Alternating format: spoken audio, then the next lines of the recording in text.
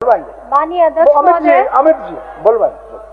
माननीय अध्यक्ष महोदय, आज मैं सदन में नगर विकास, पर्यटन, वन एवं पर्यावरण, हमारे पथ निर्माण, स्कूली एवं उच्च शिक्षा विभागों में जो बजट आवंटन हुआ है उसके समर्थन में तथा विपक्ष द्वारा लाए गए कटौती प्रस्ताव के विरोध में मैं आपके यहाँ पे खड़ी हुई हूँ।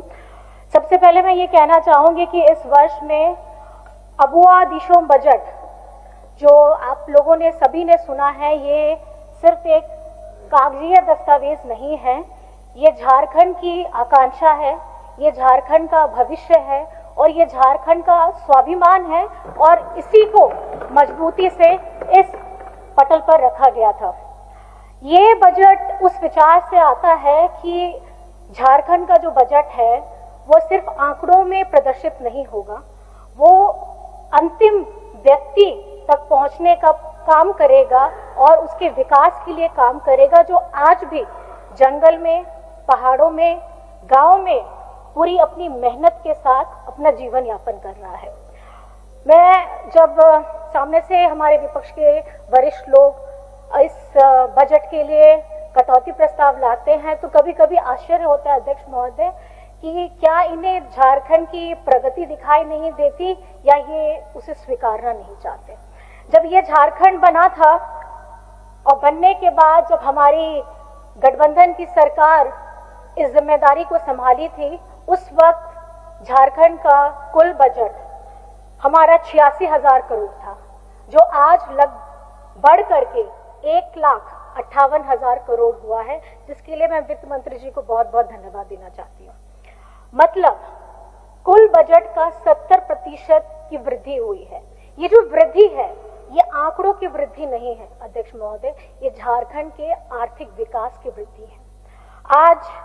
और ये जब वृद्धि हुई थी उस समय में सिर्फ झारखंड नहीं, देश नहीं, पूरे विश्व में महामारी की हालत हुई थी, आर्थिक संकट आया था और उस आर्थिक संकट में भी हमारी अबुआ सरकार ने अपने झारखंड के लोगों जो क्षेत्र में भी थे, अपने राज्य में सुरक्षित थे और जो राज्य के बाहर में भी थे, उनको भी बाहर से सुरक्षित लाने का काम किया गया था, जो काफी सराहनीय है।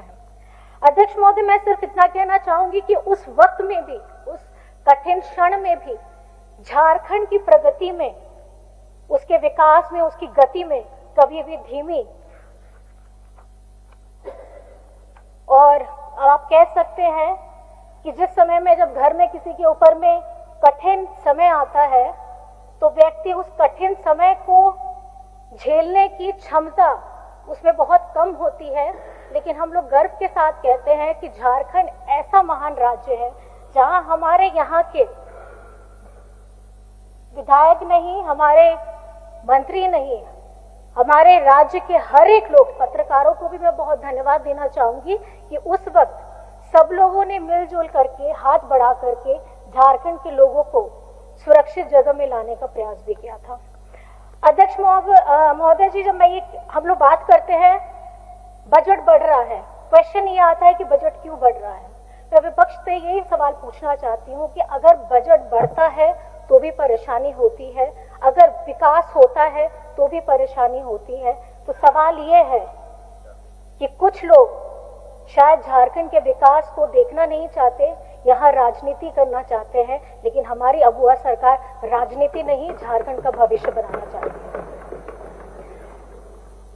हर कोई कह रहा है 25 वर्ष हो गए हैं, पूरे हो गए हैं, युवा झारखंड है, बहुत जोशीले अंदाज में है, हमारे विपक्ष के साथी भी जोशीले अंदाज में अपनी बातों को रखते हैं, सरकार के सभी लोग भी बहुत जोशीले अंदाज में अपनी बातों को रखते हैं। मैं ये कहना चाहती हूँ कि आज झारखंड में हमारी आधी से ज्यादा आबादी युवा है, तो झारखंड तभी समृद्ध होगा जब हम अपने युवा के भविष्य में निवेश करेंगे। और इसी सोच के तहत इस वर्ष में 38,000 करोड़ रुपए का पूंजीगत व्यय प्रस्तावित किया गया है, जो पिछले वर्ष की तुलना में 8.5% अधिक है। पूंजीगत व्यय मतलब कैपिटल एक्सपेंडिचर, इसका मतलब ये होता है कि आपका सड़क, पुल, शिक्षा संस्थान, आपका स्पोर्ट्स इंफ्रास्ट्रक्चर, आपका टूरिज्म, इसमें हम अपने युवाओं को हमारी जो आने वाली पीढ़ी है, इनके लिए हम भविष्य कैसे बना रहे हैं। माननीय अध्यक्ष महोदय, जब हम शिक्षा की बात करते हैं, एजुकेशन की बात करते हैं, तो मैं सदन को ये बड़े हर्ष के साथ बताना चाहती हूँ कि अबुआ सरकार के द्वारा लाए गए हमारे सीएम स्कूल ऑफ एक्सीलेंस, जिसका परिणाम आप सभी देख रहे हैं और हम गर्व के साथ कहते हैं कि एक छोटा कदम आज बहुत फलदायक रूप के सामने में आ रहा है। और हर्ष के साथ मैं फिर से आपको बताना चाहूंगी कि इस वर्ष में हमारे 40 बच्चों को जेईई मेंस के जो देश का प्रतिष्ठित एग्जाम है वो उन्होंने उत्तीर्ण किया है। और अध्यक्ष महोदय, ये वो बच्चे हैं जिनके परिवार, जिन्होंने खुद, बच्चों ने कभी नहीं सोचा होगा कि वो खुद, चाहे बेटा हो या बेटी हो, वो कभी इंजीनियर बनने के कदम में अपना सपना भी सोच सकता है। आज उनके परिवार आज मजबूती के साथ, एक विश्वास के साथ इस अबुआ सरकार के साथ खड़े हैं कि सपने देखने का काम उनका है, लेकिन पूरा करने का काम उनके हेमंत दादा, हेमंत बेटे का है। और ये खुशी सिर्फ, ये सफलता सिर्फ उन 40 बच्चों की नहीं है अध्यक्ष महोदय, ये झारखंड के हजारों गरीब परिवारों के सपनों की वो पहली उड़ान है जो उन्होंने यहाँ पे हासिल की है।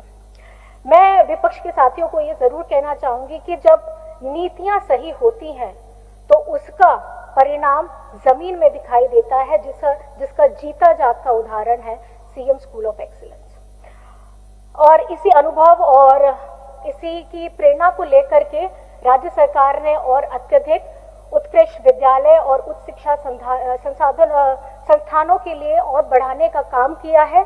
और ये इसलिए ये कदम बढ़ाया गया है ताकि झारखंड में कोई भी प्रतिभाशाली बच्चा इसलिए पीछे ना रह जाए क्योंकि उसे वो अवसर नहीं मिला। हम जब शिक्षा के क्षेत्र में देखेंगे तो ये बजट, हमारे झारखंड का बजट, ये झारखंड के भविष्य का बजट है अध्यक्ष महोदय। आज झारखंड में झारखंड सरकार ने 100 सीएम स्कूल ऑफ एक्सीलेंस खोलने का प्रस्ताव रखा है। 5 बालिका रेसिडेंशियल, गर्ल्स रेसिडेंशियल स्कूल्स खोलने का प्रस्ताव रखा है। आपका 23 इंजीनियरिंग कॉलेजेस जो GIT, Jharkhand institute of technology के रूप में स्थापित किए जाएंगे, उन्होंने उसकी बात रखी है। 12 डिग्री कॉलेजेस खोलने की बात की है और हर जिला मुख्यालय में 500 सीट्स वाली मेगा लाइब्रेरी खोलने की बात की है। और साथ ही साथ चतरा में डॉक्टर भीमराव अंबेडकर जी के नाम पर महाविश्वविद्यालय खोलने का काम करेंगे।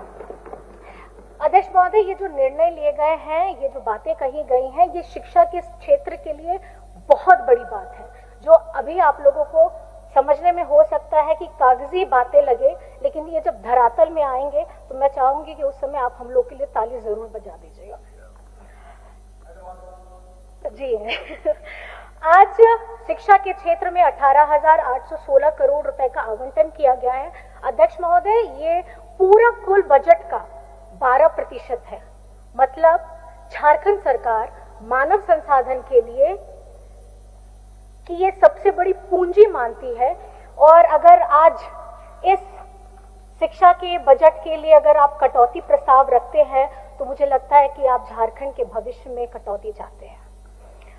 इसके बाद झारखंड को, जैसे हर कोई जानता है कि ये खनिज संपदा सिक्का राज्य है, लेकिन मैं आपको बताना चाहूंगी यहाँ पेड़ पौधे, जानवर, पक्षियां, हमारे प्रकृति, ये एक ऐसा राज्य है जो देश में सिर्फ गिने चुने राज्य है जहां लगातार हरित क्रांति हो रही है और ये और हरा भरा हो रहा है। पिछले वर्ष अध्यक्ष महोदय वन एवं पर्यावरण कार्यक्रम के दौरान 2.4 करोड़ पौधे लगाए गए थे। बिरसा हरित ग्राम योजना के तहत 50 लाख पौधे लगाए गए थे और इस वर्ष 3 करोड़ पौधे लगाने का लक्ष्य रखा गया है अध्यक्ष महोदय। और हमारी सरकार में ने लाख को कृषि उत्पाद का दर्जा देने के साथ साथ इसके उत्पादन विपणन से जुड़े हुए जो लोग हैं उनको विभिन्न ढंग से मदद पहुंचाने का काम कर रहे हैं।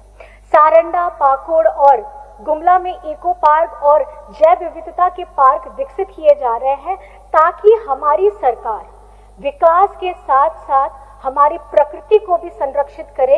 ये विचार हम लोगों ने रखा है अध्यक्ष महोदय। जब हम पर्यटन की बात करते हैं तो हर किसी को पता है झारखंड में अपार संभावनाएं हैं। आज रजरप्पा मंदिर के में आने वाले तीर्थ यात्रियों के लिए जो सुविधा का विस्तार किया जाएगा, पतरातू नेतरहाट में स्काई वॉक, आपका चतरा में कोलेश्वरी पहाड़ में रोपवे, पेरवा घाग जलप्रपात में और पांडुपुडिंग जलप्रपात में वहां पर में बेहतर इंतजाम किए जाएंगे। पलामू में के जो मले डैम है, आपके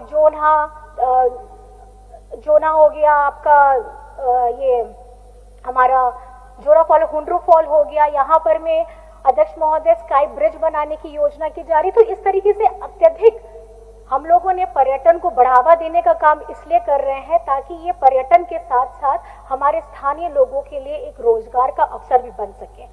और मैं इसके साथ ये कहना चाहूंगी, झारखंड की ये जो धरती है, ये मानव सभ्यता और इतिहास के, पृथ्वी के प्राचीन इतिहास का एक जीवंत प्रयोगशाला है। कई भू वैज्ञानिकों का मानना है कि अध्यक्ष महोदय, आज का जो हमारा झारखंड है, जो छोटा नागपुर पठार पर स्थित है, ये उन अत्यंत प्राचीन भूभागों में से है जो समंदर से सबसे पहले उभरे हैं। और भूवैज्ञानिक मतलब जियोलॉजिस्ट जो होते हैं, उनके अनुसार जो छोटा नागपुर क्षेत्र है, ये ऐसा प्राचीन स्थिर भूभाग है, ये वो भूगर्भीय संरचना है जिसमें लाखों वर्षों से वन संपदा, खनिज संपदा और जैव विविधता को संरक्षित किया है।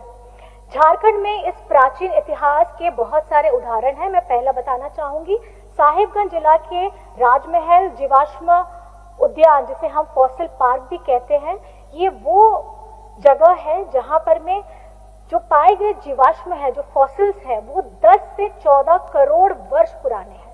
मतलब ये उस समय का काल है जब बड़ी बड़ी वनस्पतियां होती थी और वहां पर में डायनासोर का युग होता था। आज ये सिर्फ भारत में ही नहीं, दक्षिण एशियाई के पैलियोबॉटनी और हमारे भूविज्ञान अध्ययन का एक महत्वपूर्ण केंद्र भी है अध्यक्ष महोदय। और इसी प्रकार से हजारीबाग जिले के बड़का गांव क्षेत्र में मिले हमारे मेगालिथ इतिहासकारों के लिए, पुरातत्वविदों के लिए एक महत्वपूर्ण स्थान रखते हैं। ये विशाल पत्थर की संरचनाएं हैं जो हजारों वर्ष पुराने हमारे मेगालिथिक संस्कृति का प्रमाण करती है अध्यक्ष महोदय, जो ये बताती है कि ये जो क्षेत्र है जहां ये सारी चीजें हैं, ये हमारी मानव सभ्यता और हमारे एक प्राचीन इतिहास की एक समृद्ध परंपरा है जो वहां कई वर्षों पहले से थी। इसके अतिरिक्त झारखंड में कई जगह है, जैसे नेतरहाट है, सिमडेगा है, गुमला है, आपका सिंहभूम है। यहाँ भी अलग अलग तरीके की पत्थर की संरचनाएं हैं जो पुरातत्विक और अवशेष पाए गए हैं और इस क्षेत्र के ये प्रागैतिहासिक महत्व को भी दर्शाते हैं। अध्यक्ष महोदय, हमारी सरकार ने, क्योंकि इन स्थलों को एक वैज्ञानिक ढंग से विकसित करने के लिए, जो सिर्फ झारखंड में नहीं, ये पर्यटन क्षेत्र के लिए नहीं, बल्कि आने वाले समय के लिए भूवैज्ञानिक तौर पे और मानव सभ्यता का जो अध्ययन करना चाहते हैं, एक अंतर्राष्ट्रीय केंद्र बनाने के लिए, विकसित करने के लिए काम करना चाहती है अध्यक्ष महोदय।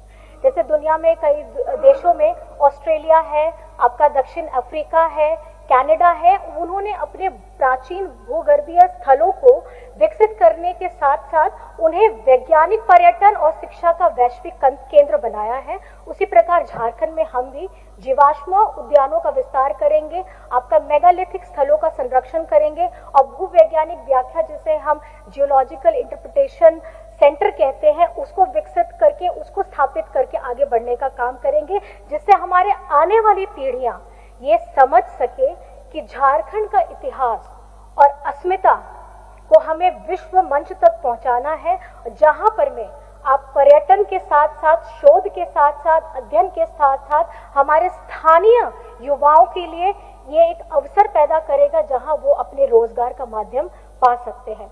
अध्यक्ष महोदय, और हमारी सरकार इस दिशा में गंभीरता से काम कर रही है और सिर्फ झारखंड को ये समझा जाता था कि यहाँ खजाना बहुत है, लेकिन खजाना के साथ हम यहाँ पे मानव सभ्यता की ये प्राचीन इतिहास की भी धरती है, जिन्हें हम सभी को बड़े गर्व के साथ अपनाना चाहिए।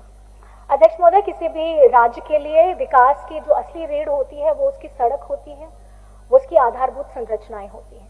जब झारखंड बना था तब हमारे झारखंड में यहाँ पे सड़कों की जो कुल लंबाई थी वो 5400 किलोमीटर थी। जो आज बढ़ करके 15,000 किलोमीटर हो गई है।